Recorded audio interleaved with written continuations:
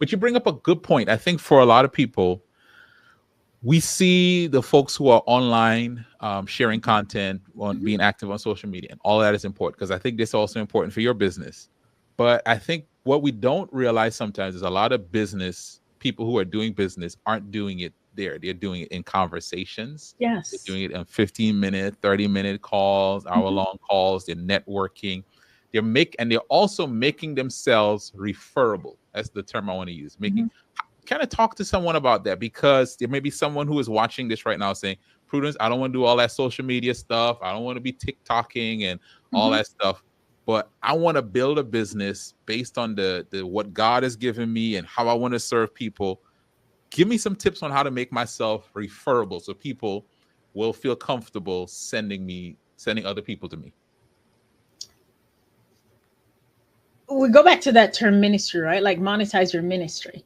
So ministry for me means that you're doing something you love to do, and you're doing it for the masses. Well, the masses start with one person. You don't just, start your business and you're talking to 10,000 people. At least not most of us do. Most of us start because we're having a conversation with one person who might be a friend, who might be a colleague, who might be, in our circles. And then that evolves into a business conversation. If you're working your ministry and if you're doing it well, I think people will naturally want to have the conversations about how they benefited from your service, how they grew from their experience with you.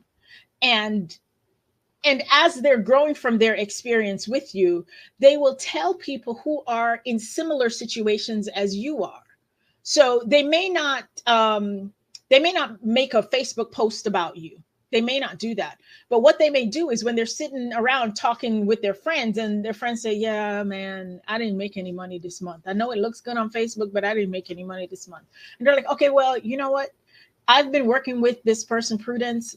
Give her a call. She'll support you. She'll answer your questions. That's how it happens in casual conversations. Same thing happened with me in photography. Same thing is happening here in Master Your Mint, is that these are just casual conversations. What I know is that likes are not dollars. Hmm. They're not dollars. And there are plenty of people out there who have very low Instagram followings, but very fat bank accounts. Oh yeah, that's true. That's true.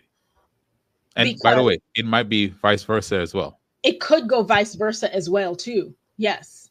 There is a space where your social media work does have an impact on your income, but those are questions to answer when you start running your numbers, when you start looking in your profit and loss report. I know one of the reports that I do with some clients is that we look at, okay, they want to make, let's say they want to make $10,000 a month. So they need to know what their conversion rate is. So you need to say, okay, if you have 12,000 followers, you know that of your 12,000 followers, approximately 10% buy from you. And of that 10%, they spend X number of dollars. So if you want to increase your income, then maybe you need to spend money increasing your following so that you can match those numbers. That was really, really nerdy. No, that's good. I like that. But I mean, it's like, I mean, we're talking about the person master your mint. You got to know your numbers. You got to know your numbers.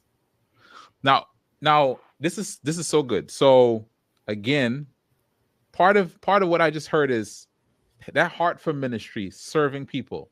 It does bless your business because It people does. realize you serve me well. And even if I didn't pay you, if Hmm. I find someone who has the problem that you solve Yeah, because of your heart and you doing a good job, because I think let's not dis, detach ministry from excellence, because you did a correct. good job for me. I'm going to refer someone else to you. Correct. Absolutely. I think the other thing startups and new businesses need to dissociate is that your friends are obligated to buy from you. Mm.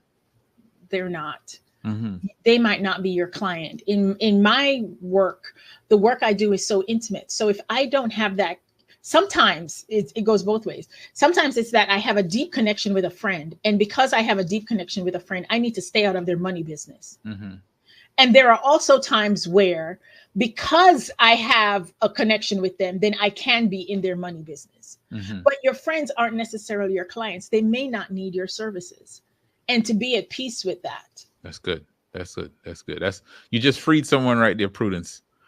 All right, I want to get you out on this last question, but before I give you this question, tell people again your website and where they can follow you online, so that they can, if they, because some people watching this, you're getting started in business, you're growing your business, and you don't know how to handle that money. Prudence is your person.